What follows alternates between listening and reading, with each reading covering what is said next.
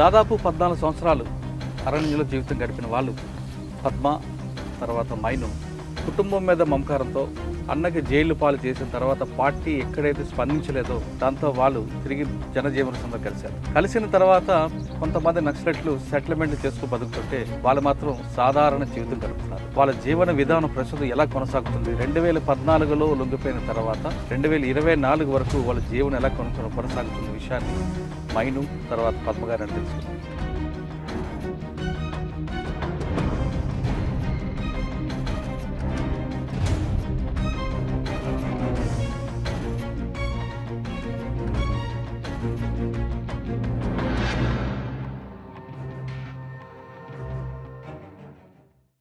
Surrender నక్సల్స్కి ఇవ్వాల్సిన పథకాలన్నీ కూడా ఇచ్చినట్టున్నాయి.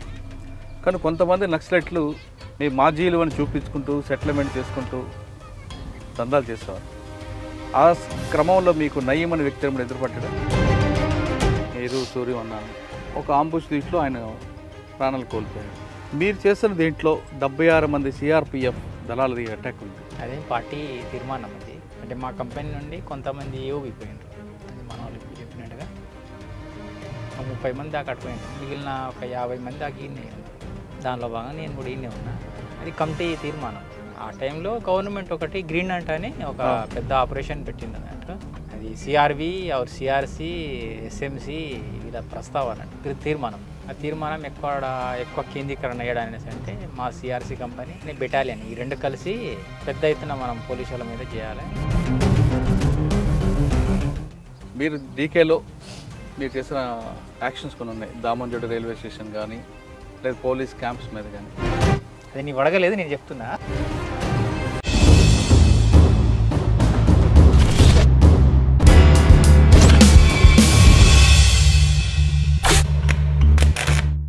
Welcome to crime confessions. గతంలో గ్రామాల్లో ఉన్న పరిస్థితుల ప్రభావంతోనో లేదా భావజాలం మీద ఉన్న అభిమానంతోనో కొంతమంది అడవిబాట పట్టారు. ఆ విధంగా అడవిలోకి వెళ్ళిన తర్వాత పేద ప్రజల కోసం నిరంతరం కృషి చేశారు. ఎండనక వాననక చలనక నిరంతరం అడవిలో ఉండి అక్కడున్న చుట్టుపక్కల ఉన్న ఆదివాసులకు కానీ చెంచులకు కానీ వాళ్ళ అభివృద్ధి కోసం నిరంతరం కృషి చేశారు. కొంతకాలం ఆ విధంగా అడవిలో ఉన్న తర్వాత, కొంతకాలం కాదు కొన్ని సంవత్సరాలు అడవిలో ఉన్న తర్వాత పార్టీ మీద అభిమానంతోనో లేదా వ్యక్తిగత కారణాలతోనో లేదా మరో ఇతర సమస్యలతోనో అడవి బాట వదిలి బయటకు వచ్చారు. ఆ విధంగా జనజీవన స్రవంతులు కలిసిన వారిని పరిచయం చేసే కార్యక్రమంలో ఈ వారం మన గెస్టులు ఒకరు కాదు ఇద్దరు కాదు, నక్సల్స్ కుటుంబం. దాదాపు 14 సంవత్సరాలు అరణ్యంలో జీవితం గడిపిన వాళ్ళు పద్మ తర్వాత మైను కుటుంబం మీద మమకారంతో అన్నకి జైలు పాలు చేసిన తర్వాత పార్టీ ఎక్కడైతే స్పందించలేదో దాంతో వాళ్ళు తిరిగి జనజీవన సంస్థ కలిసిన తర్వాత కొంతమంది నక్సలెట్లు సెటిల్మెంట్లు చేసుకు బతుకుతుంటే వాళ్ళు మాత్రం సాధారణ జీవితం గడుపుతున్నారు. వాళ్ళ జీవన విధానం ప్రస్తుతం ఎలా కొనసాగుతుంది, 2014లో లొంగిపోయిన తర్వాత 2024 వరకు వాళ్ళ జీవనం ఎలా కొనసాగుతున్న విషయాన్ని మైను తర్వాత పద్మగారిని తెలుసుకుందాం. అన్నా చెప్పండి, 2014లో ప్రమోద్ కుమార్ గారి ముందు మీరు లొంగిపోయారు. లొంగిన తర్వాత అప్పటికే ప్రభుత్వం కొన్ని మీకు సరెండర్ నక్సల్స్కి ఇవ్వాల్సిన పథకాలన్నీ కొన్ని ఇచ్చినట్టున్నాయి. కానీ కొంతమంది నక్సలెట్లు మీ మాజీలు అని చూపించుకుంటూ సెటిల్మెంట్ చేసుకుంటూ దందాలు చేసేవారు. ఆ క్రమంలో మీకు నయీం అనే వ్యక్తి ఎదురుపడ్డా? పడలేదు. సరే, మీ జీవన విధానం ప్రస్తుతం ఎలా కొనసాగుతుందండి 2014 తర్వాత? ఫస్ట్ రాగానే అయితే మనకి ఏం ప్రూఫ్లు లేవు, ఏ ఆధారాలు లేవు కదా. రాగానే ఇంకా వేరే వాళ్ళ పేర్లతో అంటే పనికి ఆహార పథకం అంటారు కదా, అది ఉపాధిపతి అంటే 100 రోజులు కరువు పని అంటారు కదా, దాంట్లో పోయినాం అందరం పని కోసం. అది చేస్తా ఇంకా ఆధార్ కార్డులు ఈ ప్రూఫ్లు ఇక్కడ లోకల్ ప్రూఫ్లు సేఫ్ తీసుకున్నాము. మీ స్వగ్రామం ఎక్కడ, మీరు ఎందుకు అడుగుపోబట్టారు? మాదైతే ఛత్తీస్గఢ్ స్టేట్. అంతకుముందు మధ్యప్రదేశ్ అని ఛత్తీస్గఢ్ మళ్ళీ ఒకటే ఉన్నది, తర్వాత విడిపోయినాయి. మా సుక్మా జిల్లా కొంటా బ్లాకు కరిగుండం అనే ఊరు మాది. మనం పార్టీలో పోయింది 97లో, పార్టీలో పోయింది 97లో. మాదైతే ఇంకా పార్టీ ఎప్పుడు మనం పుట్టకముందే మా ప్రాంతంలో పార్టీ ఉన్నది. అంటే పార్టీ ప్రభావంతో మేము పుట్టినాం అన్నట్టు. మా ఊరు కూడా నిలబడడానికి పార్టీ కారణము. ఊరికి అందరికి భూములు అందడం కూడా పార్టీ కారణం. పార్టీ ప్రభావంతోనే మనము పార్టీలో పోవడం అయింది. ఎంతవరకు చదువుకున్నారు అప్పుడు మీరు? మనము 8వ క్లాస్ దాకా చదువుకున్నాం కిష్టారం ఏరియా, కిష్టారంలోనే. అచ్చా. అది అంటే అంటే మీకు మీ ఊర్లోనే పార్టీ ఉండేది కాబట్టి మీరు అట్టే అడుగులు వేశారు. అవునా. అచ్చా. ఎక్కడ ఫస్ట్ పని చేశారు? మనము అంటే మా ఊరు నుండి రిక్రూట్ అయినాక గొల్లపల్లి అని ఎల్ఓఎస్లో పనిచేయడం అయింది. తర్వాత పామేడ్ ఏరియా, తర్వాత ఇంకా మిలిటరీ వింగ్లో పోవడం అయింది అన్నట్టు. అంటే మిలిటరీ డిపార్ట్మెంట్లో పోవడం అయింది. పోయే ముందు మనం దానికైనా అంటే పార్టీ తరపున ఇటు పోవడానికి కారణాలు కొన్ని ఏమున్నాయి? ఉన్నాయి. అంటే అంటే లేస్తే ఉంటే మొత్తం పార్టీ ప్రభావం కదా. మా ఊర్లో అంటే అక్టోబర్ క్రాంతి అని చైనా విప్లవం గురించి 98లో పెద్ద మీటింగ్ జరిగింది అన్నట్టు. దాంట్లో విజయ్ అని మాకు ఏసీ సెక్రటరీ ఉండే, ఏసీ సెక్రటరీ కిష్టారంకు ఎల్ఓఎస్ కమాండర్ కొడతానే. అప్పుడు మా ఊర్లో దగ్గర వేల మందిలో జనాలు వచ్చిండు అన్నట్టు. ఆ మీటింగ్ చైనా గురించి బాగా చెప్పిండు దాంట్లో. దానికైనా ముందు మా ఊర్లో ఈ లంక పాపరెడ్డి, కోపడ్ గాంధీ, తర్వాత మొన్న మరకం గోపన్న అని ఈ మధ్యన జైలు నుండి బయట వచ్చాను కదా. మాకు చిన్నప్పటి నుండి అంటే 90, 91 అప్పటి నుండే మా ఊర్లో రావడము, జనరల్గానే పార్టీ సంబంధించిన ప్రతి ఒక్క సందేశం పాంప్లెట్ రూపంలో ఇవ్వడము, లేకపోతే మన ఊర్లో మీటింగ్లు పెట్టి చెప్పడం ఇలాంటివి చేసేటోళ్ళు. ఆ టైంలో మనకైతే ఊర్లో వేరే సమస్యలు ఏం లేవు. ఆల్రెడీ సమస్యలు ఏవైతున్నాయో ఫారెస్ట్ ద్వారా ఉన్న సమస్యలు పార్టీ పరిష్కరించింది. అంటే ఆ ఊరు పెద్ద అభయారణ్యం, అంటే సెంచురీ నేషనల్ పార్క్ టైప్ అది. ఆ ఏరియాలో ఈ బయట నుండి వచ్చిన కొత్త ఊర్లు ఏవైతున్నాయో ఆడ ఆగొద్దు, మొత్తం లేకుండా అంటే దూరం ఉండాలనే దాంతో పెద్ద అభయారణ్యం డెవలప్ చేయాలనే దాంతో వాళ్ళు ఫారెస్ట్ వాళ్ళు అంటే గవర్నమెంట్ ఉండేది. ఆ సందర్భంలో ఫారెస్ట్ వాళ్ళని రానియకుండా చేయడము, మీరు పోడు వ్యవసాయం చేయండి అనేది పార్టీ చెప్పడము. అట్టా అంటే మీకు లంక పాపరెడ్డి అన్న, గోపన్న వీళ్ళందరూ మనము ఇంట్లో ఉన్నప్పుడు మనకు పరిచయం. మనకు ఇంట్లో మన పార్టీలో రాకముందు నుండే ఇంట్లో మీరు పార్టీలోకి 98లో పోయినాం. 98 నుంచి యూజీలో ఉన్నారా? అంతే. మిలిటరీ దీంట్లోనా? అంటే 98 నుండి 2003 దాకా ఆర్గనైజేషన్ అంటే మామూలుగా ఉన్నాం దళాలతో. తర్వాత 90 అంటే 2003లో ఏమో అక్కడ నుండి ప్లాటూన్లో తీసుకుపోయినా. మీరు ఛత్తీస్గఢ్ దండకార్యం, అక్కేమో నల్లమల, మీ ఇద్దరికి ఎవరు కలిపారు? పార్టీనా? పార్టీనే కలిపి. కానీ పార్టీ ఉన్నప్పుడు కూడా జంతన్ సర్కార్ లాంటి సర్కారు ఏర్పడి మీరు అన్నట్లుగా సమిష్టంగా లాభాలు పొందాలని ప్రయత్నం చేసిన తర్వాత కూడా అక్కడ వస్తు మార్పిడి పద్ధతి ఇంకా ఎందుకు ఉందంటారు? ఇప్పుడు లేదు అది. ఇప్పుడంటే ఈరోజు ఉండకపోదు, మీరు ఉన్న టైంలో ఉంది కదా. అప్పుడు మనం ఉన్నప్పుడు కూడా లేదు, అంతకుముందు ఎప్పుడో పోయింది అది. నేను 2012లో చూసా, బియ్యం ఇస్తే బెల్లం ఇవ్వాలి, బెల్లం ఇస్తే పప్పు ఇవ్వాలి. ఆ వస్తువు మార్పిడి అనేటువంటిది ఉందన్న. సంతల రూపంగా కూడా వీళ్ళు అక్కడ అడవి నుంచి వాళ్ళు అరటిపళ్ళు, పనసపళ్ళు తీసుకొచ్చి చింతపండు, పసుపులాంటి తీసుకొస్తే ఇక్కడ నుంచి వాడు ఒక కలు సీసా ఇచ్చేవాడు. వస్తువు మార్పిడి అసలు పాత సిస్టమ్ అదే కదన్నా, మన ఊర్లలో కూడా అదే కదా. ఇప్పుడు అదంతా వ్యక్తిగత ఆస్తి, స్వార్థం పెరుగుతున్నది. స్వార్థం పెరిగే కొంది ఇవన్నీ పెరుగుతున్నాయి తప్ప ఇప్పుడు వాళ్ళల్లో ఆ స్వార్థం అనేటువంటిది కనిపించదు అసలు. వీడు బతుకుతున్నాడు అంటే ఇంకొకరు కూలగొట్టాలనేటువంటి ఆలోచన కనిపించదు. అక్కడ వాళ్ళ లేదులేండి, కుట్ర అని ఉండదు. కాసేపు ఆ విషయం పక్కన పెడతాం అన్న, అన్నదానికి వెళ్తాం అన్న. మీరు చెప్పండి అక్క, మీరు ఒకే టీంలో పనిచేశారు, మీరు సూర్యం అన్నాను. ఒక ఆంబుష్ దీంట్లో ఆయన ప్రాణాలు కోల్పోయారు. మీరు చేస్తున్న దీంట్లో 76 మంది సిఆర్పిఎఫ్ దళాలది అటాక్ ఉంది. ఒక్కసారి అది రివీల్ చేయండి. అదేం పార్టీ తీర్మానం అది. అంటే మా కంపెనీ నుండి కొంతమంది ఏఓబి పోయినరు. అది మన వాళ్ళు ఇప్పుడు చెప్పినట్టుగా 30 మంది దాకా అటుపోయినారు. మిగిలిన ఒక 50 మంది దాకా ఈయనే ఉన్నారు. దానిలో భాగంగా నేను కూడా ఈయనే ఉన్నా. అది కమిటీ తీర్మానం. అంటే ఆయుధాల కోసమైనా ఆ టైంలో గవర్నమెంట్ ఒకటి గ్రీన్ అంట్ అని ఒక పెద్ద ఆపరేషన్ పెట్టింది అన్నట్టు. ఆపరేషన్కి ఎట్టయినా మనం అంటే ఇవ్వాలనే దాంతో అది సిఆర్వి ఆర్ సిఆర్సి, ఎస్ఎంసి వీళ్ళ ప్రస్తావన అన్నట్టు తీర్మానం. ఆ తీర్మానం ఎక్కువ కేంద్రీకరణ అయ్యడానికి అంటే మా సిఆర్సి కంపెనీ అని బెటాలియన్ ఈ రెండు కలిసి పెద్ద ఎత్తున మనం పోలీసుల మీద చేయాలి, ఇంకా తుపాకులు స్వాధీనం చేసుకోవాలని అది తీర్మానం తీర్మానం. అంటే పార్టీ తీర్మానం తర్వాత ఎక్కడ జరిగింది కరెక్ట్గా? అది జగురుకొండ ప్రాంతం అన్నట్టు, అంటే దక్షిణ బస్తర్లోనే జగురుకొండ ప్రాంతం. దాని నుండి పక్కన ఒక సిఆర్పిఎఫ్ క్యాంప్ ఉంటుంది, సింతకుప్పం మధ్యాహ్నం అనేది. అది సింతకుప్ప నుండి ఒక 12-14 కిలోమీటర్ దూరము. ఈ సింతల్నార్ నుండి ఒక 4 కిలోమీటర్ దూరం అది. దాంట్లో ఒక గుట్ట టైప్ ఒక సైడ్ ఉంటుంది, ఒక సైడ్ ప్లేన్ ఉంటుంది. ఎప్పుడు వచ్చిన పోలీసు వాళ్ళు అది సిఆర్పిఎఫ్ రోడ్ ఓపెనింగ్ కోసం వస్తూ ఉంటారు అన్నట్టు. దాంట్లో ఎప్పుడు వచ్చినా ఒక 100-150 మంది అటు వస్తారు. దానికి ఆడొచ్చేసరికి 2 భాగాలు అవుతారు. 2 భాగాల్లో ఒక భాగానికి కొట్టాలి, ఒక భాగాన్ని డిస్టర్బ్ చేయాలని ప్లాన్. ఆ ప్లాన్లో అంటే మనం ఏదైతే అనుకుంటామో అనుకున్న దానికి భిన్నంగా వచ్చిండ్రు. అలా 2 భాగాలకి వస్తారనేసి అనుకున్నాం కదా, వాళ్ళందరూ ఒకే రూట్లో వచ్చిండ్రు. అట్టా మనం దాంట్లో ఇంత ఒక్కరిని కూడా వదలకుండా సరౌండింగ్ చేసి. ఎన్ని గంటలు జరిగిందన్న? స్టార్టింగ్ ఎన్ని గంటలకు, ఎండింగ్ ఎన్ని గంటలకు? పొద్దున 5:50 ఏమో, అంటే 10 నిమిషాలు తక్కువ 6కు మొదలైంది, 9కి క్లోజ్ అయింది. 3 గంటలు. ఎందుకు వచ్చారు వాళ్ళందరూ? రోడ్ ఓపెనింగ్కి వచ్చారా? వాళ్ళ ప్లాన్ మనకు తెలియదు. మనది ఏంటంటే ఇక్కడ వస్తే ఇక్కడ చేయాలనేది, అంతేగాని వాళ్ళ ప్లాన్ ఏంటంటే ఏదో 3-4 ఊర్లు పెట్రోలింగ్ చేసి పోవాలనేసి, కొమ్మింగ్ చేసి పోవాలనుకున్నారు వాళ్ళు.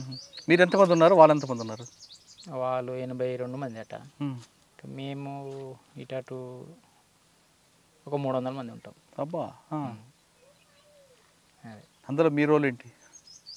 మా రోల్ అంటే ఇంకా పార్టీ చెప్పిన బాధ్యత మనం నిర్వహించినాం అంతే. అంతా ఫైరింగ్ అయినా మీరు అందరూ కూడా? ఫైరింగ్ అంటే మైన్స్ గేన్స్ ఏం లేవు, ఫైర్ చేసుకుంటూ ముందు పోవడం. అంటే వాళ్ళందరూ ఒక ట్రూప్గా వచ్చారు కదా, మీరు ఆపోజిట్ కొట్టారు వాళ్ళని? సైడ్ నుండి అంటే 4 వైపుల నుండి ఫైర్ చేసిన వాళ్ళు.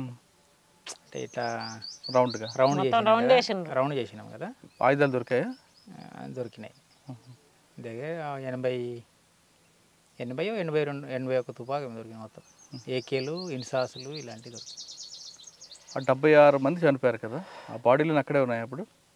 ఆడనే వదిలేసి. కొంతమంది ప్రాణంతో కొన ఊపిరితున్న వాళ్ళని కూడా కాల్చి చంపారట కదా. అయితే ఆ టైంలో ఇట్ అనేది కాదు, అంటే వాళ్ళు మళ్ళీ మన మీద తిరగబడతారు అనే దాంతో లాస్ట్ టైంలో ఒక్కొక్క రౌండ్ వేసుకుంటూనే పోతారు. వాళ్ళ కాడ తుపాకి తీసుకోవడము, పక్కన ఇవ్వడము, మళ్ళీ ముందుకు పోవడము అట్లా చేసుకుంటూ పోతారు. చంపడానికే ఆడ కూర్చున్న తర్వాత ఇక మళ్ళీ వాళ్ళు కొన ఊపిరితో వదిలిపెట్టారు కదన్న ఎవరైనా. అన్న 76 మంది చంపిన తర్వాత బాధ అనిపించలేదా మీకు?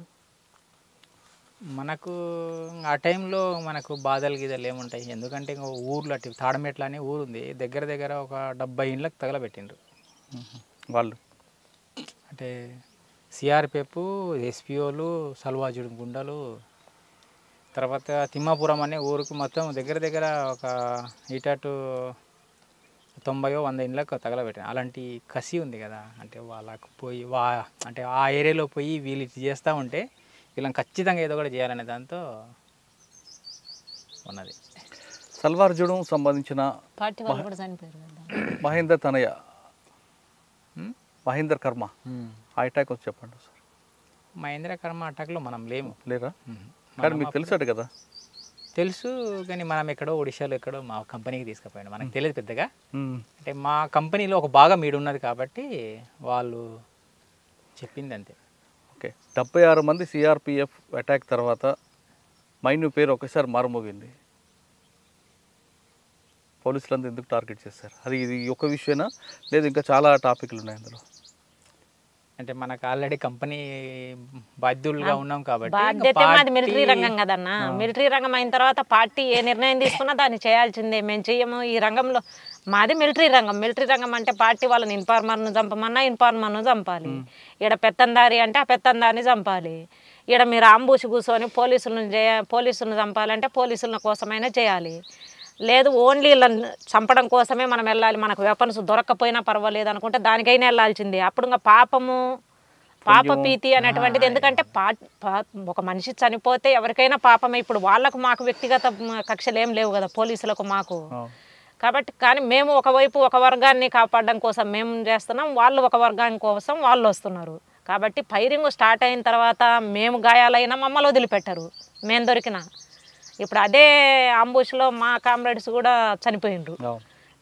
వాళ్ళని మోసుకొని వెళ్ళేసి ఊర్లలోకి తీసుకెళ్ళేసి దాన సంస్కరణలు చేసినాము. రైడులలో అయినా అంబుషులలోనైనా ఒక మిలిటరీ రంగంలో ఉన్నప్పుడు పార్టీ ఏ నిర్ణయం తీసుకుంటుందో దాన్ని అమలు చేయడమే మా బాధ్యత. 76 మంది చంపిన తర్వాత అదే చంపడం అనరు, మీ భాషలో ఎక్స్చేంజ్ ఆఫ్ ఫైర్ జరిగిన తర్వాత పోలీస్ వైపు నుంచి కూడా మీకు ఖచ్చితంగా ఉంటుంది. అది స్టార్టింగ్ పోలీస్ తరఫున అయింది ఆ రోజు. అయితే మనం అనుకున్నది ఒకటి, జరిగింది ఒకటి. అసలు కాల్పులకు కారణం వాళ్ళేనా? అది మనం మామూలుగానే ఆ టైంలో అంటే డేరా మనకు అది చాలా అంటే 2-3 నిమిషాలు అయిపోదు. అంటే మామూలుగానే ఉన్న టైంలో వాళ్ళు మనం ఉన్న ప్లేస్లో వాళ్ళు వచ్చేసిండ్రు, వాళ్ళే ఫస్ట్ ఫైరింగ్ చేసిండ్రు ఆ రోజు. అయితే సడన్గా జరిగింది అది, మనకి స్కౌట్కు తెలియదు, మిగిలిన బ్యాచ్లు మేము అలర్ట్ కాలేదు. సో ఆ టైంలో జరిగినప్పుడు దగ్గర 3 గంటల కాలం కదా. సో 3 గంటల కాలంలో మా తరపున ఒక 8 మంది చనిపోయిండ్రు. అందులోనే 8 మంది, ఒక 10 మంది దాకా మామూలుగా ఇంజూర్డ్ అయినరు. అన్న మీరు చెప్పిన ప్రాంతం అంతా మైదాన ప్రాంతం లాగా ఉంటుంది కదా, అది పెద్ద పెద్ద కొండలేం కావే కాదు, అసలు కొండవు, అదే చెట్లు కనిపిస్తుంటే అక్కడక్కడ. అంతే, నాకు ఆ ప్రాంతం ఐడియా ఉంది, నాకు చెట్లు కనిపిస్తాయి కానీ మనుషులు ఎదురు చూసుకోవచ్చు, కానీ ఫైరింగ్ ఎలా మీరు క్రాస్ ఫైర్ చేసుకున్నారు? అంటే మనము ఒక చేయాలనుకున్నప్పుడు ఇప్పుడు పద్మ చెప్పినట్టుగా ఇది ఒక చర్యలు చేయాలనుకున్నప్పుడు ఒక 5-6 రోజులు 10 రోజులు దాని గురించి ప్రాక్టీస్ చేస్తారు. ఓకే, అంటే దూరం ఉన్న శత్రువుని ఎట్టా మనం ఫైర్ చేయాలి, దగ్గరలో ఉన్నప్పుడు ఎట్టా మనం ఫైర్ చేయాలనేది చిన్న స్కిల్సే అవి దగ్గరుండి నేర్పిస్తారు కమాండర్లు అనుకున్న వాళ్ళు, బాగా నేర్పిస్తారు. అంటే ఆర్మీ అంటే ఆర్మీ అన్నట్టుగానే ఆర్మీలో ఒక రకం ఉంటుందేమో కానీ దీనిలో ఒక కసితో నేర్స్తారు. ఆ క్రాస్ ఫైరింగ్లు ఇలాంటివి ఏముండవు అసలు. లాస్ట్ టైంలో ఇంకా మనం ఒక 10 మీటరు రౌండ్ షేప్లలోనే మనము 4-5 పోయి ఫైరింగ్ చేసినాం. మాకు క్రాస్ ఏం కాలే, మొత్తం 5 ఫైర్ చేసిన టోటల్ మొత్తం 2-3 మీదనే టార్గెట్. అట ఆ విధంగా ప్రాక్టీస్ చేపిస్తారు. 76 మంది ఇంత ఇష్యూ అయిన తర్వాత ఎక్కడికి వెళ్ళిపోయారు మీరు? పక్కనే అదే తాడమెట్ల అనే ఊరు ఉంది కదా, అడిగి వచ్చినాం. అంటే మేము ఎక్కడైతే రోజు అప్ అండ్ డౌన్ చేస్తామో అంబుస్ కోసం ఆ ఊర్లోనే వచ్చినాం. దాని మీద సమీక్ష జరుపుకున్నారా? దాని మీద సమీక్ష జరిగిందా? సమీక్ష ప్రతి ఒక్కదానికి సక్సెస్ అయినా సమీక్ష ఉంటుంది, తర్వాత ఫెయిల్ అయినా సమీక్ష ఉంటుంది. ఓకే, తర్వాత పోలీసుల వైపు కూడా చాలా విపరీతంగా కూంబింగ్ చేశారు అప్పుడు. ఆ టైం నక్సలైట్లు ఏమంటారు కోట అది, కాబట్టి కోటలోకి లోపలికి అసలు బ్యాచ్ వచ్చేది కాదన్న. ఈ రోడ్ల మీద జరగడం అనేది లేదనేది లేదు, చేసిండ్రు. కానీ అది ఇది కాకుండా మీరు చేసినవి ఏమున్నాయండి? ఇంకా అట చేసినవి చాలా ఉన్నాయి. చెప్పకుండా దామన్జోడి రైడ్ కూడా చేసినాం కదన్న. దామన్జోడి ఏంటి? నాల్కో కంపెనీ కొరాపుట్లో నాల్కో అనే కంపెనీ ఉంది కదా, దాని మీద జెల్టీన్ కోసం చేసినాం. కొరాపుట్ ఇలాంటివి ఉన్నాయి. కొరాపుట్ పోలీస్ స్టేషన్ మీద, జిల్ క్వార్టర్ మీద, హెడ్ క్వార్టర్ మీద. ఎక్కడి నుంచి వచ్చారు? సుక్మా నుంచి వచ్చారు అప్పుడు? లేదు, ఇక్కడే మన డీకే నుండే ఏఓబి. అంటే మనము చర్య కోసం ఆడికిపోయినాంలే, కానీ మూవ్ అయిందంతా మొత్తం ఇదే వైజాగ్ ఏదో ప్రాంతం మనకు తెలియదు, ఏఓబి పెద్ద కొండలు ప్రాంతం, ఆ ప్రాంతం నుండి మూవ్ అయ్యి చేసినాం. కూనేరు రైల్వే స్టేషన్ మీద అది మనకు తెలియదు, అది లోకల్ వాళ్ళు చేశారన్న. లోకల్ వాళ్ళు అంటే కంపెనీ వాళ్ళు కూడా ఉన్నారు, కానీ సింగిల్గా చేసినటువంటి యాక్షన్స్. అది ఇక్కడ ఏఓబిలో ఎస్ఆర్ పైప్ లైన్స్, అదే నాల్కో కంపెనీ అంటే అదే కదా, అది నాలుగో సపరేట్ ఎస్ఆర్ పైప్. ఇక్కడ చిత్రకొండ దగ్గర చెప్తున్నా ఎస్ఆర్ పైప్ లైన్స్ అవి అక్కడ లోకల్ కంపెనీలో చేసాను, లోకల్ ప్లాట్ఫామ్ సేవ చేసాను. దామన్జోడి మీది? దామన్జోడి, కొరాపోటు ఇలాంటివి. మీరు ఎన్నిసార్లు తప్పించుకున్నారు ఎక్స్చేంజ్ ఆఫ్ ఫైర్ నుండి? మన మీద ఎప్పుడు జరిగింది లేదు, ఒక్కసారి ఇక్కడ మన ఏదో ఏ ఏరియా కానీ ఏఓబి ప్రాంతంలో ఒకసారి జరిగింది. దాంట్లో 2 మేము చనిపోయినారు. దానిలో నేను సెంట్రీలో ఉన్నా, నా తరపు నేను ఫైరింగ్ ఏం లేదు. ఇంకో సైడ్ నుండి మేము ఒక 17 మంది ఉన్నాం కదా, 17 మందిలలో అటు డౌన్ నుండి ఫైరింగ్ అయితే ఇంకా పైన పోయే టైంలో 2 మహిళలకు తగిలింది. ఆ టైంలో సాధారణంగా ఫైరింగ్ అంటేనే చాలామంది భయం ఉంటుంది. అంటే మీరు అన్ని ప్రాణాలు తెగించి లోపలికి వెళ్ళారు మీ ఇద్దరు. మీరే కదా అన్నలు అందరూ అలాగే వెళ్తారు, ప్రజల కోసం త్యాగం చేసి వెళ్తారు. పట్టపగలంటే ఓకే, రాత్రులు ఏ టైంలో ఎక్కడ వస్తుందో తెలియదు కదా, మీరు ఆ టైంలో ఎలాగుంటుందండి మీ ఫీలింగ్స్ అసలు? ఇంకా మేము ఫీలింగ్లు అనేది మనకు ఎప్పుడు వేరే విధంగా అనిపించలేదు. అంటే మేము ఒక అతి పెద్ద సంఖ్యలో ఉంటాం కాబట్టి ఒక బందోబస్తులోనే ఉంటాం. అంటే మాకు ఒక స్కౌట్, దానికి ఒక అబ్జర్వేషన్ చేసేటోళ్ళు, తర్వాత ఒక 10 కిలోమీటర్ నుండి దూరం మనకి ఇన్ఫర్మేషన్ వచ్చేటట్టుగా ఇట్లా కొన్ని ఏర్పాటు చేసి మా కంపెనీ అనేది మూవ్ అవుతుంది. అంటే చిన్న చిన్న యూనిట్లు అనుకో, అది ఎల్ఓఎస్, ఎల్జిఎస్లు, అంటే 5-10 మంది, వాళ్ళు ఒక రకంగా ఉంటుంది. మేము ఒక 100-110 మంది అట్లా ఉంటాం కాబట్టి పెద్దగా మనకు వేరే విధంగా అనిపించదు. అంటే మనం అంతా మూవ్ చేసేది రాత్రినే, పగలు సైలెంట్గా ఉంటాము. ఎక్కడ పోయినా ఛత్తీస్గఢ్లో పనిచేసిన టైంలో ఇప్పుడు కల్లూరి అని ఒక పోలీస్ ఆఫీసర్ ఉండేవారు. Kalluri police station police officer, అదే ఆఫీసర్లే, బస్తర్ ఐజీ. ఆయన ఎప్పుడైనా మీకు ఎదురుపడ్డారా? ఎదురుపడలే కానీ ఇంకా కొన్ని మొరటగా మన మీద బ్యాచ్లు పంపడం ఇలాంటివి చేసిండు. తర్వాత మరి రిటైర్ అయిందా ఏమైంది మనకు తెలియదు. రిటైర్ అవ్వలేదు ఉన్నారు. ఆయన సల్వార్ జూడును అడ్డం పెట్టుకుని కొన్ని కార్యక్రమాలు చేశారు, నక్సలైట్ నడిచివేశారు అనే ఒక వార్త ఉంది, వాస్తవం అది? ఇంకంతా సల్వార్ జూడం అనేది ఒకటి ప్రైవేటు సైన్యము, దానికి కర్మ నిర్మాత, దానికి సపోర్ట్గా ఎట్టయినా ఇదో అంటే నక్సల్ వ్యతిరేకంగా చేస్తున్నాం కాబట్టి దానికి గవర్నమెంట్ సపోర్ట్ ఇస్తుంది ఎట్టయినా. 2014 వరకు మీరు లోపల ఉన్నారు కదా, 2016 వరకు ఛత్తీస్గఢ్లో రోజు ఒక ఎన్కౌంటర్ జరిగేది, కనీసం రోజుకు ఒక ఇద్దరిని చనిపోయేవారు. పార్టీకి దానివల్ల నష్టం జరిగిందా? లేదు ఆ ఎన్కౌంటర్ చూసి చాలామంది ఇంకా లోపలికి వచ్చేవారు? అంటే 14 దాకా ఎన్కౌంటర్లు, అది ప్రతి ఒక్క ఎన్కౌంటరు దళం మీదే కాదు, అది చాలా ఎన్కౌంటర్లు అంటే ఇంకా జనాల మీదనే. జనరల్గా ఇక్కడ సింగల్ దొరికినా పట్టుకుని చంపడము ఇలాంటివి చాలా చేసిండ్రు. ప్రతి ఒక్కటి ఎన్కౌంటర్ అయింది అనుకో, ఎన్కౌంటర్ భాగంగా వాళ్ళు కూడా చనిపోయిండ్రు. అది ఎన్కౌంటర్ రూపంలో అది మనం చెప్పలేము, అది బూటకప్పం అనేది మనం అనుకోవాలి దానికి. అంటే చాలా అంటే ఏ ఆడ దొరికిన వాళ్ళు కాడ పట్టుకుని చంపిండ్రు, సల్వాజుడుం అనే పేరుతో. ఛత్తీస్గఢ్ అనేది ఎందుకు అసలు డెవలప్మెంట్కి దూరంగా ఉంది? అది ఛత్తీస్గఢ్ మధ్యప్రదేశ్ విడిపోయిన తర్వాత అది కూడా భారతదేశంలో ఒక భాగమే. ఛత్తీస్గఢ్ అవ్వచ్చు, బస్తర్ అవ్వచ్చు, లేదా సుక్మా కానీ, దంతెవాడ, ఈ ప్రాంతం అంతా అబూజ్మడ్, ఈ ప్రాంతం అంతా కూడా భారతదేశంలో భాగమైన డెవలప్మెంట్కి ఎందుకు దూరంగా ఉంది? డెవలప్మెంట్ అంటే దేనికి డెవలప్మెంట్? రోడ్ లేదనేనా? రోడ్డు అంటే అది కాకుండా అక్కడ ఇప్పటికి కూడా ఆదివాసీలు వాళ్ళు ఇంకా మామూలుగానే ఉన్నారు, వాళ్ళకి రూపాయికి కాయిన్కి తేడా తెలియని పరిస్థితులు ఉన్నారు. దానికి కారణం ఏమనుకోవచ్చు? అంటే రూపాయి నోటుకి కాయిన్కి ఈ రెండింటికి వ్యత్యాసం కూడా తెలియని ఆదివాసులు ఉన్నారు అక్కడ. దానికి కారణం ప్రభుత్వం ఒక లేకపోవడమా, లేదు మీరున్నారు కాబట్టి ప్రభుత్వం రాకపోవడమా? ఒకవేళ మీరు కూడా ఉండి వాళ్ళలో ఎందుకు రాజకీయ చైతన్యం కానీ ఆ పరిజ్ఞానం కానీ పెంపొందించలేపారు? అంటే ఒకప్పుడు పార్టీ రాకముందు ఒక రకం ఉన్నారు, పార్టీ వచ్చిన తర్వాత వ్యవసాయం రంగంలో అందరూ బాగా యాక్టివ్గా ఇది చేయడం అయింది అన్నట్టు. డెవలప్ అంటే అప్పులేని డెవలప్ అనుకో, అంటే ఒక్కరికొకరు సహాయంతో ఉండి బతికే ఒక మంచి సంస్కృతి అది.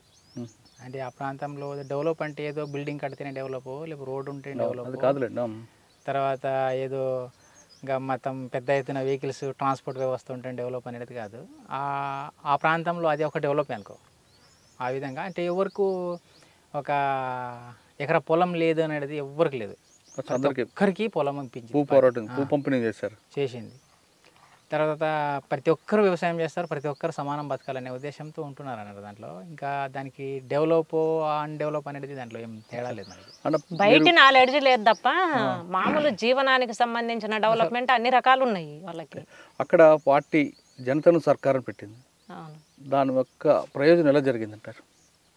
జనతన సర్కారులలో మనకి ఆల్రెడీ మీకు కొన్ని సమీక్షలు ఇవన్నీ ఇన్ని ఉంటారు, ప్రతి ఒక్కటి ఉంటుంది దాంట్లో. అంటే బాలల సంఘం అది సంఘం రూపంలో కాదు, అంటే జనాలకు ఎడ్యుకేషన్ రూపంలో తీసుకొచ్చేటి కొన్ని స్కూల్స్ కూడా నడిపించారు అది జనతన సర్కారే. తర్వాత మన మెడికల్స్ రూపంలో కూడా మనకి బాగా శిబిరాల్లాగా ఏర్పాటు చేసి ప్రతి జనతన సర్కార్ కింద ఒక వాళ్ళకున్న ఎడ్యుకేషన్ ప్రకారం వాళ్ళు మెడిసిన్స్ ఇవ్వడం ఫ్రీగా, ఇలాంటి అంటే సమిష్టి తత్వాన్ని, అంటే ఏ వ్యవసాయం పని చేయాలన్నా సమిష్టినే ప్రతి ఒక్కటి. ఊర్లో ఆవులు వ్యక్తిగతంగా చేయడం లేదు, అందుకు కలిపి చేసుకోవాలి. ప్రతి ఒక్కటి కలిపి చేసుకోవడం. ఊర్లో ఒక 10 ఇండ్లు ఉన్నాయి అనుకో, 10 ఇండ్లు కలిసే చేస్తారు ప్రతి ఒక్కటి. 10 మందికి ప్రతి ఒక్కరికి ఆవులు ఉన్నాయి అనుకో, రోజు ఒకరు ఆవుల కోసం పోతారు, ఒక ఇంటి వాళ్ళు, రేపు ఇంకో ఇంటి వాళ్ళు, రేపు ఇంకో, అంటే 10 రోజులు వచ్చేసరికి ఒక రౌండ్ తిరిగి వస్తుంది అన్నట్టు ప్రతి ఒక్కటి. ఇప్పుడు ఈడేమో కూలీ ఇస్తేనే ఒక్కరి కాడ పని కోసం పోతారు కదా, అక్కడ అట్ట కాదు. నా కాడ పని అయిపోయేదాకా మిగిలిన వాళ్ళు వస్తారు, నేను వాళ్ళ కాడ అట్నే పోతాను. డబ్బు ఏముండదు, అవసరం లేదు ఆ డబ్బు.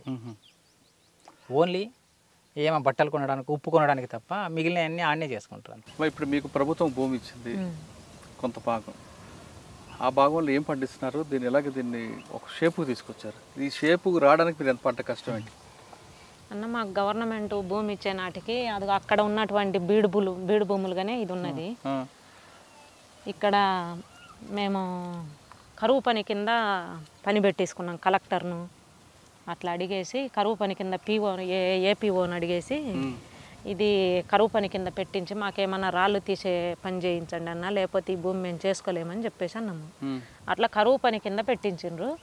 ఈ చుట్టూ గోడలు పెట్టడానికి దాదాపు ఇక్కడ ఉన్నటువంటి ఈ 2 గ్రామాల వాళ్ళు, పందెలపల్లె, తర్వాత ఈ లక్ష్మీపురము, శాంతినగర్, ఈ 3 గ్రామాల వాళ్ళు మాకు చాలా హెల్ప్ చేసిండ్రు. ఇది మొత్తము కరువు పని కింద వచ్చి, కరువు పని కింద డబ్బులు ఇచ్చినా వ్యక్తిగతంగా ఇంకొకరికి పోయి చేయడానికి సహకరించరు ఎవరు. కానీ వాళ్ళు ఈ 3 గ్రామాల వాళ్ళు మాకు చాలా హెల్ప్ చేసి, ఈ భూమి కూడా వాళ్ళ ఎద్దులు మేపుకునేది అయినప్పటికీ ఈ గ్రామ ప్రజలు మాకు ఈ భూమి ఇవ్వడానికి సహకరించిండ్రు. ఇట్లా మొత్తం ఈ చుట్టూ ఈ గోడ పెట్టడానికి చేలో ఉన్నటువంటి రాళ్ళు మొత్తం కూడా 300 మంది, ఒక్కొక్క రోజు 300 మంది 400 మంది కరువు పని కింద ఈ చుట్టూ చేయించుకున్నాం. ఎన్ని సంవత్సరాలు పట్టిందమ్మా ఇదంతా తయారవడానికి? ఇది మొత్తం ఇప్పటికీ 6 సంవత్సరాలు పట్టిందన్న ఇట్లా చేయడానికి. ఈ మొక్క ఈ సైజుకి వచ్చింది, చాలా అందంగా తయారు చేశారు మీరు. చీనికాయలు, బత్తాయికాయలు ఎన్ని గంటలు కష్టపడుతుంటారు, దీన్ని మీరు ఏం చేస్తుంటారు రోజు? మినిమం రోజు 6 గంటలకు వస్తాం పొద్దున. అంటే పొద్దున వచ్చేసి ఇంకా ఒక్కొక్క రోజు 9 దాకా చేసేసి ఇంటికి పోతాము. లేకపోతే అక్కడే లేట్ అయింది అనుకో, 8 అట్టు వచ్చినాం అనుకో, సాయంత్రం దాకా ఈయనే ఉంటాం. ఏదో ఒకటి చెట్టు పక్కన ఉన్న రాయి తీయడము, దాని చుట్టూ తవ్వకము, గడ్డి ఉన్న గడ్డి తీయడము, ఏదో ఒకటి చేస్తున్నాం. అట్లా చేయబట్టి ఈ ఆకారం వచ్చింది. కానీ నీరు చాలా ఇబ్బంది కదా ఇక్కడ. ఆల్రెడీ బోర్లు 2 బోర్లు వేయించుకున్నాం, ఇంకా వేయాలి. కానీ ఇప్పుడు వెలుగొండ ప్రాజెక్ట్ వస్తుంది, దానివల్ల మీకు లాభం వస్తుందా? లాభమే, మాకు నీళ్ళు వాటర్ పెరిగిద్ది కదా. ఇప్పుడు చెట్లకు వాటర్ తగ్గింది, చెట్లు వాడబడుతున్నాయి, అందుకే ఇట్లా ఉంది. కానీ ఆ నీళ్లు దాంట్లో ఉన్నాయంటే మా బోర్లలో నీళ్లు పెరుగుతాయి కదా. కానీ నీరు పెరుగుతుంది, కానీ రేపు భూమి రేటు పెరుగుతుంది. రేపు అన్ని రకాలుగా పెరిగిన తర్వాత దీని మీద కొంతమంది కన్ను కూడా పడుతుంది. కన్ను పన్నా మాకు అట్లా ఏం చేయాలి, ఆల్రెడీ గవర్నమెంట్ పర్మిషన్ తో ఇచ్చింది, మాకు పట్టాలు ఇచ్చింది. కానీ ఇంకొక రకంగా కొంతమంది చేయవేస్తారు, అప్పుడు అట్లా ఏం చేయలేరు అన్న. ఆ నమ్మకం మాకు. ఈ రోడ్డు పక్కన భూమి కదమ్మా, ఎవరు రాలేదు ఇంతవరకు? ఎవ్వరు రాలేదు. ఆల్రెడీ బీడుగా ఉన్నది, అది అక్కడ మొత్తం మళ్ళీ ఎస్సీలకు ఇచ్చారన్న. ఇవన్నీ కూడా అట్లనే ఇది ఇక్కడ దాకా ఖాళీ స్థలం, ఖాళీ పొలం ఇది. అంటే బీడుగానే ఉన్నది. ఇంక ఇక్కడ మన సర్వేర్లకు వీళ్ళ వాళ్ళకి చూపిస్తే ఇది ఖాళీగా ఉందని ఇక్కడ తేలినాకనే ఇంతమందికి ఇవ్వాలని చెప్తే మొత్తం మీ కుటుంబం అంతా దీని మీద ఉన్నది. అంటే దీనికైనా మంచి పొలాలు ఉన్నాయి, మళ్ళీ 2 ఎకరాలు 3 ఎకరాలు 4 ఎకరాలు అట్టు బిట్టు దూరం ఉన్నాయి. కానీ ఎట్లున్నా కానీ వికేంద్రీకరణం అవుతాం అన్నట్టు. అంటే ఫ్యామిలీ ఒక చోటు ఉండదు, ఆడొక కుటుంబం ఉంటది. ఏది ఉన్నా కానీ మనం ఒక చోట ఉండాలి, ఒకే చోట తీసుకోవాలనే దాంతో గీనె రాళ్ళైనా ఏదైనా కానీ తీసుకోవాలని. ఒకసారి పంట దిగిందా? ఇంకా కోతకు వదలలేదు, అసలు కాపుకు వదలలేదు. 5 సంవత్సరాలకు చెట్లను కాపుకు వదిలేదు. ఇది 4వ సంవత్సరము. కొన్ని చెట్లు అది నుండి అవతల 4వ సంవత్సరం, ఇవి 3 సంవత్సరాలు. అది డబ్బులు ఎక్కడి నుంచి వస్తున్నాయమ్మా? మనము కరువు పని కింద పెట్టినామన్న, చెట్లు నాటేది కూడా గవర్నమెంట్ కిందనే పెట్టినాము. కరువు పని కింద 3 సంవత్సరాలు దీని మెయింటెనెన్స్ ఖర్చు ఇచ్చిద్ది. అది అక్కడ బోర్డులు ఉన్నాయి చూసినా, అది అక్కడ బోర్డులు. ఆ బోర్డులు మన కరువు పని కింద గవర్నమెంట్ చేపించిన విధంగా అట్లా ఎస్టిమేషన్ మొత్తం దాంట్లోనే ఇస్తారనమాట. మేము దీంట్లో పని చేసినా మా కూలీ లెక్క కూడా ఇచ్చింది అనమాట. అట్లా 3 సంవత్సరాలు మెయింటెనెన్స్ ఖర్చులు ఇచ్చింది. చెట్లకు ఫస్ట్ ఒక సంవత్సరం మొత్తం మేము డ్రిప్పులు బోర్లు వేపించుకోలేకపోయినప్పుడు గవర్నమెంట్ నుంచే వాటర్ పోయడానికి కూడా దీనికి డబ్బులు ఇచ్చింది. అట్లా ఆ బిల్లులతోటే మళ్ళీ ఈ బొచ్చేలో బోర్లు వేపించుకున్నాము. అట్లా దీంట్లో డెవలప్ అయినాం తప్ప మేము ఎలాంటి మిగిలిన వాళ్ళ ఏదో నక్సలైట్లు ఇట్లా చేస్తారంట అట్లా చేస్తారంట దందాలు చేస్తారంట, మేము వచ్చిన ఉదయం వస్తే మళ్ళీ సాయంత్రం ఇంటికి పోయేది. అట్లా మేము కష్టపడుతున్నాము. అట్లా ఈ పొలాన్ని ఇంత బాగా చేసుకోగలిగినాము. ఇప్పుడు 8 ఎకరాల్లో మీ ముగ్గురు నలుగురు కుటుంబాలు 4 కుటుంబాలు చీని తోట కాకుండా కొంతమంది వేరే గడ్డి నుంచి కొంత పాము తీస్తున్నారు కదా, ఒకసారి వివరం చెప్పండి అన్న. మేము ఇంకా ఇది ఓన్లీ దీని మీద అయితే మరి మనకు రాబడి ఏం లేదు కదా, తినడానికి ఇబ్బంది అవుతుంది అనేటువంటి దాంతో మేము పామరోజా అని చెప్పేసి గడ్డి ఇక్కడ ఏరియా అన్న వేసినాడు 100 ఎకరాలు. సరే దాన్ని చూద్దాము, ఈ మిరప ఈ పత్తి ఇలాంటివి అయితే మనం చెయ్యలేము, వాటికి మందులు కొట్టడము దానికి అనుభవానికి సంబంధించి ఎంత మనకు తెలియదు అని చెప్పేసి మేము కూలికి వెళ్ళినాం వాళ్ళకి. వెళ్ళినప్పుడు ఆ కూలి పని చేసేటప్పుడు చెప్పాడు రవి మనం కూడా వేసుకుంటే బాగుంటుంది ఇట్లాంటిది అని చెప్పేసి. కమర్షియల్ పంట కూడా వేయించావు? వచ్చి చెప్పిన తర్వాత సరే కూలికి వెళ్ళడం బాగుండదు కదా మనకి, సరే ఏదో మన శక్తి మేరకు అని చెప్పేసి మళ్ళీ ట్రాక్టర్ను రీఫైనాన్స్ పెట్టేసి ట్రాక్టర్ కంతుల వారిగా తీసుకున్నాము. పనికి పోయిన డబ్బులు మళ్ళీ 6 నెలలకు ఒకసారి కంతు కట్టేవాళ్ళము. ఇది కంతులు అయిపోయిన తర్వాత మళ్ళీ దీని మీద 4 లక్షలు రీఫైనాన్స్ తీసుకొని ఆ డిస్టిలేషన్ పెట్టేసి అక్కడ మళ్ళీ మా ఊరు దగ్గర ఉన్నటువంటి మా భూములే, మా ఊరు దగ్గర ఇప్పుడు ముంపు గ్రామం కింద పోయినటువంటి భూములు ఇంకా నీళ్ళేం రాలేదు కాబట్టి ఖాళీగా ఉన్నాయి. ఆ భూములలోనే గడ్డి వేసుకున్నాం, మా ఊరు దగ్గర వేసుకున్నాం గడ్డి. ఆ గడ్డి తీసుకొసుకొని 5 ఎకరాలు వేసినాం. ఆ గడ్డి తీసుకొసుకొని ఇక్కడ కాలుస్తాము. కాలుస్తే ఒక డ్రమ్ము గడ్డి తొక్కి కాలుస్తే 2 లీటర్ల ఆయిల్ వస్తుంది. 2 లీటర్ల ఆయిల్కి 4,000 వస్తాయి. అట్లా చేస్తున్నాం అన్న. ఇప్పుడు ఇది చేయబట్టి సంవత్సరం అవుతుంది. మేము అంటే పైన ఖర్చుకు ఉపయోగపడతాయి అనేటువంటిది మేము ఇది పెట్టుకున్నాము. మా లాస్ట్ చెల్లెలు వాళ్ళు అది అక్కడ ఒక 60 పొట్టెన్ల పెట్టుకొని వాళ్ళు వాటిని మేపుకోవడం, 6 నెలలు 7 నెలలు మేపడము అమ్మడం, మళ్ళీ ఆ డబ్బులతో వడ్డీ కొంత ఎగస్ట్రా వచ్చినటువంటి డబ్బులతో మళ్ళీ చెట్లు తవ్వేసుకోవడము, మళ్ళీ అసలు డబ్బులతో మళ్ళీ తెచ్చుకోవడం. అట్లా ఇంకొక చెల్లెలు వాళ్ళేమో ఇక్కడ పెట్టారు, వీళ్ళు పొట్టాన్లో పెట్టారు. అయితే మా మరిది కొంచెము కాలు ప్రాబ్లము, కొంచెం షుగర్ ఉంది, అందుకు అబ్బాయి మధ్యప్రదేశ్ వాళ్ళనే తీసుకొచ్చి ఇక్కడ పెట్టి వాళ్ళ శాతం మేపిస్తున్నాడు. అట్లా మా జీవన విధానం ఇది. కానీ మిగిలిన వాళ్ళు ఎవరెవరో అనుకున్నట్టుగా నక్సలైట్లు పాండురంగారెడ్డికి alias సాగర్కు కోట్లు ఉన్నాయంట, వాళ్ళ ఫ్యామిలీకి ఏంటిది అనేటువంటి చాలా మందికి ఉన్నది అభిప్రాయము. చాలా మంది బయట చెప్పడం ఏంటంటే సాగర్ తన కుటుంబాన్ని అడ్డం పెట్టుకొని రియల్ ఎస్టేట్ దందాలు చేస్తుంటాడు అన్నది, నెల్లూరు కేర్ ఆఫ్ అడ్రస్ పెట్టుకున్నాడని. అంటే రియల్ ఎస్టేట్ వ్యాపారం చేయడం తప్పేం కాదు, అది ఏమైనా అక్రమమైన వ్యాపారం కాదు, కానీ అందులో బెదిరిస్తుంటాడు అనేది వార్త ఉంది. అసలు మేము మా అన్న ఎవరిని బెదిరించినట్టుగా అసలు ఎవ్వరు ఇప్పటికైతే లేదన్నది. మా అన్న అట్లా బెదిరించే మనిషి కూడా కాదు. ఎందుకంటే మాకు సంబంధం లేకుండా ఏ విషయం చేసినా మేము ఫ్యామిలీ అంతా మొన్నటిదనక కూడా మేము ఫ్యామిలీ అంతా ఒకటే కుటుంబంగా అందరం కలిసి ఈ పని చేసినాము. మేము ఒక పని చేస్తుంటే మా అన్న శాతనైన పని మా అన్న చేస్తున్నాడు ఇక్కడ. సరే రియల్ ఎస్టేట్ చేస్తలేడా అంటే 2018, 19 ఆ టైంలో వచ్చేసి మా బావ వాళ్ళు ఇక్కడ ఆర్మీ రిటైర్డ్, మా అన్నతో పాటు చదువుకున్న వాళ్ళు కాకర్ల వాళ్ళు కొంతమంది, తర్వాత కొంతమంది టీచర్లు వీళ్ళు వచ్చేసి నాగులారం ఇటు మా ఏరియాలో ఉన్నటువంటి వాళ్ళు, అన్న కొంచెం మాకు డబ్బు మేము పెడతాము, కొంచెం మాకు సపోర్ట్ ఉండు, ఈ ప్లాను ఇవంతా మాకు తెలియదు కదా, నువ్వు ఉంటే మాకు కొంచెం ప్లాట్లు కూడా సాగర్ ప్లాట్లు అంటే పోతుంది. ఈ పొలం అంతా చేసుకున్నారు, సంవత్సరానికి ఎంత ఖర్చు వస్తుంటుంది? సంవత్సరానికి ఇప్పుడు తక్కువే అన్న. స్టార్టింగ్లో బాగా ఖర్చు అయింది, గవర్నమెంట్ మా కరువు పని కింద సహకరించింది. కానీ ఇప్పుడు ఖర్చు చెట్లు తోపించడం ఖర్చు, మందులు వేయడము ఇంకా ఖర్చు తప్ప ఒక మొత్తము ఒక టిప్పుకి వచ్చేసి 1,00,000 అట్లా వస్తుంది. అయితే మీ అన్న గారు సాగర్ గారు రియల్ ఎస్టేట్ దందాలు చేయరని? మా అన్న అలాంటి దందాలు ఏం చేయలేదన్న. ఆ టీచర్స్ కొంతమంది కలిసినటువంటి వాళ్ళు మేము పెట్టుబడి పెడతాము, మాతో పాటు నువ్వు హెల్ప్ చేయన్న మాకంటే పోయి ఇంకా ప్లాట్లలో వీళ్ళు అందరు కలిసేసి పెట్టుబడి వాళ్ళే పెడుతున్నారు. వచ్చిన లాభము అందరికి సమానం, ఎందుకంటే హెల్ప్ మాట్లాడడము ఇవన్నీ చేయడం మా అన్న చేస్తున్నాడు కాబట్టి అట్లా వచ్చినటువంటి లాభం వీళ్ళు పంచుకోవడం ఉంది తప్ప ఎవరిని బెదిరించింది లేదు. అలాంటి రియల్ ఎస్టేట్ కూడా మొత్తం అదే బిజినెస్గా కూడా లేదు. మెయిన్ తోట వ్యవసాయము, రెండో బిజినెస్ ఒక బతుకు తెరువు కోసం ఆ బిజినెస్.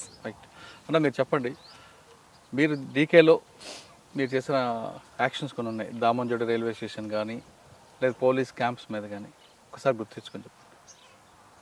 పోలీస్ క్యాంపులు అంటే చాలా చేసినవి ఉన్నాయి. ఒకటే మురికినార్ అని ఒకటి ఉంది, సల్వాజుడం అంటే మనకు 2006లో. అది నీ వడగలేదు, నేను చెప్తున్నా. చెప్పండి. జనరల్గానే పెద్ద ఎత్తున పోలీసు వాళ్ళు ఉంటారు దాంట్లో, అంటే పక్కన ఉంటారు, సైడ్ అంటే రోడ్డు మీద ఉంటారు. ఇంకంత పగలు రాత్రి అన్నట్టుగా. లేదు లేదు, విజయపూర్ జిల్లా అది. అది కొత్తగా క్యాంప్ పెట్టింది అన్నట్టు, అంటే మామూలు అవుట్ పోస్ట్ టైపు ఒక కొత్త క్యాంపు.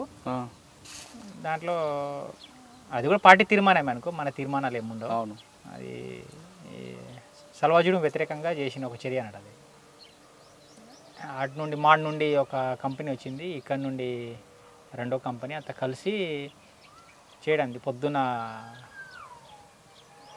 హైవే మీద పోయే ఒక బస్సును కిడ్నాప్ చేసి కొంచెం ఒక రోడ్డుకు 2 కిలోమీటర్ దూరంలో తీసుకుపోయేసి అక్కడ ఉన్న సవారీస్ ఉంటారు కదా, జనాలు ఉంటారు కదా, వాళ్ళని దించి ఆ బస్సు మనం ఎక్కడం పొద్దున, అంటే 7:30, 8 ఆ టైంలో. అది ఎక్కేసి ఇంకా ఒక 5 నిమిషాల్లోనే క్యాంప్లో పోతాం అన్నట్టు. పక్కనే క్యాంప్లో పోయేసి ఇంకా టక ఎవరు పోస్ట్లో వాళ్ళు పోయేసి ఫైర్ చేసుకుంటూ పోతాము. ఒక 25 నిమిషాల్లోనే ఉన్నోళ్ళకి అందరిని చంపేసి మిగిలిన తుపాకులు ఆయన తీసుకొచ్చాం.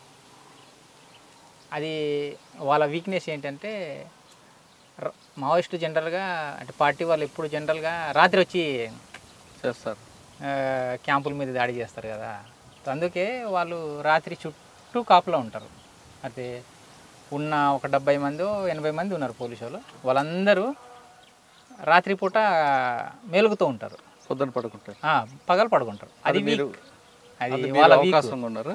మేము దీనికి ఎంచుకొని ఇంకా అది ఆ టైంలో వాళ్ళు రెక్కి చేసిన రిపోర్ట్. దామన్జోడి రైల్వే స్టేషన్ కాదు, అది క్యాంపే. దామన్జోడి అనేది ఒక పెద్ద 4వ కంపెనీ సంబంధించి మైనింగ్ అది అన్నట్టు. అవును, పెద్ద ఎత్తున జిల్టిన్ తర్వాత ఇన్సాస్ ఆయుధాలు దొరుకుతాయని దాంట్లో పార్టీ తీర్మానం అది. దాంట్లో సిఆర్సి ఫస్ట్ కంపెనీ, ఎవరో దూసరా కంపెనీ, రెండో కంపెనీ అది చేయాలని. దాంట్లో కూడా మనం అనుకున్నట్టుగా జిల్టిన్ ఇది దొరికింది, కానీ దొరకడానికి సిఐఎస్ఎఫ్ ఉండే క్యాంప్ ఏదైతే ఉందో ఆ క్యాంప్ మొత్తం మన చేతిలో రాలే. అది సాయంత్రం ఈ 9కి మొదలైంది ఫైరింగు. రెండో రోజు అంటే పొద్దున్న 6 దాకా నడిచింది. దాంట్లో మా తరపున ఒక 4 చనిపోయిండు, 11 మంది సిఐఎస్ఎఫ్ వాళ్ళకి సంపన్నం. దాంట్లో 11 తుపాకులు వచ్చినాయి. 10 టన్నులో 9 టన్నులు జిల్టిన్ దొరికింది, తీసుకొచ్చిన. మీరు చాలా రెక్కి వేసుకు వెళ్తారు కదా, వెళ్ళిన తర్వాత కూడా ఫెయిల్ అయిన ఒక ఆపరేషన్ చెప్పండి. ఇది ఫెయిల్ అయింది కదా, ఇది మొత్తం సక్సెస్ ఏం కాలేదు. కాకపోయినా కొంత పార్టీ అయింది కదా, అసలు ఏమి కాకుండా ఏం దొరకకుండా వచ్చింది. 2005లో నేను ఉన్న దాంట్లో, అంటే అది కూడా మనకు పార్టీ డైరెక్షనే. ఏదైనా పార్టీ నిర్ణయం వ్యక్తిగతంగా ఏముంటుంది. దాంట్లో డౌలా అని నారాయణపూర్ జిల్లాలో ఉంటుంది. అది మనకు రెక్కిళ్ళలో అది మరి గోడ కనిపించలేదా ఏంటో కానీ అనుకున్నంత టైంకు మనకు ఆడ సెంట్రల్ మన కబ్జాలో రాలే, తర్వాత క్యాంపు మొత్తం మన చేతుల్లో రాలే. దానిలో 4 చనిపోయినాం. మొత్తం పోలీసు వాళ్ళకి ఏం కాకుండా మనం నష్టపోయి బయట రావడం. అదొకటి. ఏ క్యాంప్ అది? దౌడాయి అనేది నారాయణపూర్ జిల్లాలో ఉంటుంది. 2005లో జరిగింది అది. అందులో మీకు నష్టం జరిగింది. దాంట్లో మా తరపున పార్టీ తరపున ఒక 4 చనిపోయిండ్రు. మీ మీద కూడా ఒక అటాక్ అయినట్లుంది కదా. ఆ టైంలో నాకు గ్రెనేడ్ పీసులు కూడా తగిలినాయి. ఎక్కడ? కాళ్ళకు చేయికి తగిలింది. అది పెద్దగా అంటే ఆ టైంలో మనకు అనిపించలేదు. అప్పట్లో మీకు ఒరిస్సాలో బాగా టఫ్ ఉన్న పోలీస్ ఆఫీసర్ ఎవరు? ఒరిస్సాలో మనకు తెలియదు అంతా. ఛత్తీస్గఢ్లో ఓపీ రటోరా, తర్వాత ఇప్పుడు కల్లూరి అంటాం కదా, వీళ్ళే ఎక్కువ. వీళ్ళు బాగా టఫ్. పార్టీకి నష్టం జరిగింది వాళ్ళ వల్ల. అంటే వాళ్ళు చిన్న ప్లాన్లలో బ్యాచుల రూపాయలు రావడం ఇలాంటిది ఎక్కువ చేసింది. నష్టం అంటే ఆ టైంలో వాళ్ళు ఉన్నప్పుడు నష్టం ఏం లేదులే, ఇప్పుడు ఇంకా పెద్ద ఎత్తున పార్టీ నష్టపోతుంది. కానీ ఛత్తీస్గఢ్లో పార్టీ ఇప్పటికీ నష్టం జరగడం కారణం అనుకోవచ్చు. అంటే ఒక పార్ట్ చెర్ల వెంకటాపురం జంతన్ సర్కార్ వైపు ఇప్పటికీ పట్టుంది, కానీ కుంట సుకుమా డిస్ట్రిక్ట్ ఇటువైపు నష్టపోవడానికి కారణం ఏంటి అనేది పార్టీ సమీక్షించాలి. అది మనకు తెలియదు. ఎందుకంటే ఇంకా మనము అనుకోవడం ఇది అనేది మనం బయట నుంచి చెప్పడం కూడా కరెక్ట్ కాదు. బయట నుంచి చెప్పడం కూడా కాదు. ఆ టైంలో అదంతా బాగానే ఉన్నదన్న. మనం డీకే మొత్తము మన పట్టు ఉన్నటువంటి ప్రాంతంగా ఉన్నది. ఇప్పుడు దెబ్బతింటుంది. ఇంకా అది ఏంటిది అనేటువంటిది పార్టీ సమీక్షించుకోవాలి. అంటే పార్టీ తీసుకున్న లైన్ ఇప్పుడు పురాతన లైన్ కాబట్టి పార్టీకి ప్రజలు దూరం అవుతున్నారు అనేది. అంటే ప్రజలు మారుతున్నారు, వాళ్ళ అభిరుచులు మారుతున్నాయి. అవును, దానికి అనుగుణంగా పార్టీ లైన్ కూడా మారితే బాగుంటుందేమో కదా. భారతదేశం అర్ధవలస అర్ధభూస్వామ్య దేశము అనేటువంటిది ఒక లైన్ తోటి మనం స్టార్ట్ అయింది. ఇది పెట్టుబడిదారు దేశంగా మారుతున్నది. అది పార్టీ కూడా సమీక్షిస్తుంది. మొత్తము పరిస్థితులు మారుతున్నాయి, మొత్తము భారతదేశమే పెట్టుబడిదారు దేశంగా మారుతుంది కాబట్టి కొన్ని మార్పులు చేస్తుంది. కానీ మొత్తం లైన్ మార్చుకోవడం అనేటువంటిది అలాంటి చేయలేదు. వ్యూహము ఎత్తుగడలు అనేటువంటిదే పార్టీ. అదే అదొకటే కాకుండా దీర్ఘకాల యుద్ధం ద్వారా, అదే దీర్ఘకాలిక ప్రజాయుద్ధం ద్వారా రాజ్యం సంపాదించే పార్టీ నిర్ణయం. అంతకాలం పోరాటం చేసే ప్రజలు ఎక్కడ ఉన్నారు? ఇప్పుడు వచ్చే వాళ్ళు వస్తుంటారు, పోయే వాళ్ళు పోతుంటారు. ఇప్పుడు బస్సు ఎక్కుతామన్నా, స్టార్ట్ అయిన కానుండి దిగే వాళ్ళు దిగుతుంటారు, ఎక్కే వాళ్ళు ఎక్కుతూనే ఉంటారు. అది గమ్యానికి అయితే చేరుకుంటుంది కదా. అలాగా పార్టీ సరే వాళ్ళ నిర్ణయాలు వాళ్ళు కరెక్టా కాదా అనేటువంటిది మనం బయట ఉండి చెప్పలేము కదా. కాబట్టి వాళ్ళు చేసేటువంటిది ప్రజల కోసం సేవ చేస్తున్నారు కాబట్టి అది మనము అట్లా మాట్లాడుకోవడం కరెక్ట్ కాదు. కానీ ప్రజలకు అవసరాలకు అనుగుణంగా పార్టీ మారాలి. అది మారాలి అంటే వాళ్ళు బయట కూడా ఇప్పుడు కొన్ని బయట పరిస్థితులు ఇవన్నీ తెలుసుకోవాలి. ప్రజా సంఘాలు కూడా దూరం అవుతున్నాయి కదా పార్టీకి. ప్రజా సంఘాలు కొన్ని దెబ్బతిన్నా మళ్ళీ కొత్త రూపంగా మళ్ళీ సృష్టిస్తున్నారు కదా. ఇప్పుడు కుల సంఘాలు ఎక్కువ అవడం వల్ల పార్టీకి ప్రజలు దూరం అవుతున్నారు అనేది వాస్తవం. కుల సంఘాలు గ్రామంలో ఒక చిన్న సమస్య వస్తే వాళ్ళు ఖచ్చితంగా పార్టీ దగ్గరకు వచ్చి సమస్య పరిష్కరించుకున్నారు. కానీ ఇప్పుడు కుల సంఘాలు ఒక కులానికి ఒక సంఘం అవడంతో ఆ సమస్య అంతా కుల సంఘాలకే పరిమితి అయిపోతుంది. అట్లా ఏం లేదన్న. ఆ కులం వాళ్ళు కూడా వచ్చేసి మాకు ఈ సమస్య ఉంది అని చెప్పేసి ఇప్పుడు మాదిగ దండోరా అనేది ఉంది. మాదిగ దండోరా కమిటీ మాదిగ దండోరా అనేటువంటి ఆ పెట్టుకున్నటువంటి వాళ్ళే మళ్ళీ మన పార్టీ దగ్గరికి వచ్చి మాట్లాడిన వాళ్ళు ఉన్నారు. ఇప్పుడు మాల మహానాడు పెట్టుకున్నారు, వాళ్ళు పార్టీ దగ్గరికి వచ్చి మాట్లాడిన వాళ్ళు ఉన్నారు. అట్లా కుల సంఘాలు ఉన్నప్పటికీ కుల సంఘాల ద్వారా కూడా దాన్ని అడ్వాన్స్ చేయించడం అనేది వాళ్ళ ఊళ్ళో ఉన్నటువంటి కొన్ని సమస్యలు పరిష్కరించుకోవడానికి ఉపయోగపడుతుంది. కానీ కులాలుగా పెట్టాలి అనేటువంటిది పార్టీ రూల్ ఏం కాదు. అన్ని కులాలను కలిపి సంఘాలు పెట్టాలి, అన్ని కులాలను సమానంగా చూడాలి అనేటువంటిది పార్టీ ఉద్దేశం. అయితే కుల సంఘానికి పెట్టి కులాన్ని నిర్మూలించాలనేటువంటిది అట్లాంటిది పార్టీకి లేదు. ఓకే, పార్టీ వైపు వెళ్ళాలని ఎవరు కోరుకోరు, కేసులు పెట్టుకుంచుకోవాలని. కానీ పార్టీ మాట్లాడుతున్నట్లుగా ప్రజలు ఎప్పటికైనా పార్టీ వైపు తిరిగే అవకాశం ఉంటుందంటారా? సమస్యలే తిప్పుతాయి అన్న పార్టీ వైపు. ప్రజలకు ఉన్నటువంటి సమస్యలే తిప్పుతాయి. ఇప్పుడు చాలామంది ఇప్పటికి కూడా మా దగ్గరికి కొంతమంది ప్రజలు వస్తున్నారు. అన్న అప్పుడు మీరున్నప్పుడు అయితే ఫారెస్ట్ వాళ్ళు లేరన్న, మాకు బాగున్నది, ఇక్కడ కర్రలు కొట్టుకునే వాళ్ళము, కర్రలు చేసుకొని బొంగులు కొట్టుకొని బతికే వాళ్ళం, మాకు ఇప్పుడు ఇబ్బంది అవుతుందన్న అని చెప్పేసి చెప్తారు. మరి ఇప్పుడు మేము తుపాకులు పట్టుకోవాలన్నా అని అడుగుతున్నాం మేము. ఇప్పుడు మీరు మీ ఇళ్ళల్లో కూర్చోవాలి, మరి మేము తుపాకులు పట్టుకొని మేము ఒకళ్ళం చేయాలనా అని చెప్పేసి మనం అడుగుతున్నాము. కొన్ని ఏమన్నా మాట్లాడగలిగి పరిష్కరించగలిగినటువంటి మనం మాట్లాడుతున్నాము. ఓకే, అంటే సమస్యలు ఎప్పటికైనా సమస్యనే ఒక పార్టీ సమస్య ఏదో రూపంలో రావచ్చు. కానీ అటువైపు తిరగకుండా ఉండాలి, ప్రభుత్వాలు ముందు కింద దిగాలి. అవును, ప్రభుత్వాలు అందరికీ. ప్రభుత్వం డీకేకి పోతుంది అన్న, డీకేలో పెద్ద ఎత్తున బ్యాచ్లని ఇప్పుడు పువ్వారు అనేటువంటి దాదాపు ఒక నెల నుంచి ప్రచారం అవుతుంది. పువ్వారు అనేటువంటి గ్రామంలో పెద్ద ఎత్తున క్యాంపులు దింపినదని చెప్పేసి క్యాంపులను దింపేసి అక్కడ మొత్తం పెద్ద ఎత్తున జనాలను బెదరగొట్టి జనాలను కాల్చి చంపడం అనేటువంటిది కాకుండా జనాల డెవలప్మెంట్ కార్యక్రమం తీసుకున్నదనుకో జనాలే వస్తారు కదా. కాబట్టి అలాంటి ఇప్పుడు ఏపీలో ఉన్నటువంటి గవర్నమెంట్ ఉంది. ఏపీలో ఒకవైపు ఫస్ట్ క్రూరంగా వ్యవహరించిన తర్వాత చాలా కిందికి దిగేసి మొత్తం గ్రామాలకు వెళ్ళేసి గ్రామాలలో జనాలతో మాట్లాడము, రకరకాలుగా ప్రజలకు సహకరించడం అనేటువంటిది చేసిండ్రు. ఆ రూపం తీసుకున్నప్పుడే జనాలకు సహకరించడం ఇంకా పార్టీ అవసరము ఏదో ఒక రకంగా ఉంటదన్న. కాదమ్మా, ఇప్పుడు ప్రభుత్వాలు దిగి ప్రజల దగ్గరకు వచ్చి ప్రజలకు అవసరాలు నెరవేరిస్తే ఇంకా ప్రజలు పార్టీ వైపు ఎందుకు వెళ్తారు? తగ్గుతుంది, మెజారిటీ తగ్గుతుంది. ప్రజలు ఇప్పుడు ఉన్న యువకులు పార్టీ వైపు వెళ్లకుండా ఉండాలంటే ప్రభుత్వం దిగాలి. అవును, గవర్నమెంటే గవర్నమెంట్ పని చేస్తుందంటారా? అన్ని విషయాల్లో చేయకపోయినా కొన్ని విషయాలు చేసింది అన్న. మీరు చెప్పండి అన్న, ఒకప్పుడు తుపాకీ పట్టుకున్నారు, వెళ్ళారు, పోరాటాలు చేశారు, బయటకు వచ్చారు, ఏదో ఆ ఫోటోలు చూపించి బతకకుండా తిరిగి సాధారణ జీవితం గడుపుతారు. కానీ ఇప్పుడున్న యువత రాత్రి కోటీశ్వర అయిపోవాలని విలాసవంత జీవితం గడపాలని కోరుకుంటుంటారు. అటువంటి వాళ్ళకి మీరు ఇచ్చే మెసేజ్ ఏంటి? ఫస్ట్ అయితే వాళ్ళ చదువు, ఇప్పుడు చదువుకున్నట్లు ఎవరైతున్నారో వాళ్ళు ఫస్ట్ చదువులలో వాళ్ళు ఏం గోల్ పెట్టి చదువుతున్నారు అనేది ఫస్ట్. ఏం సాధించాలని చదువుతున్నాం అనేది.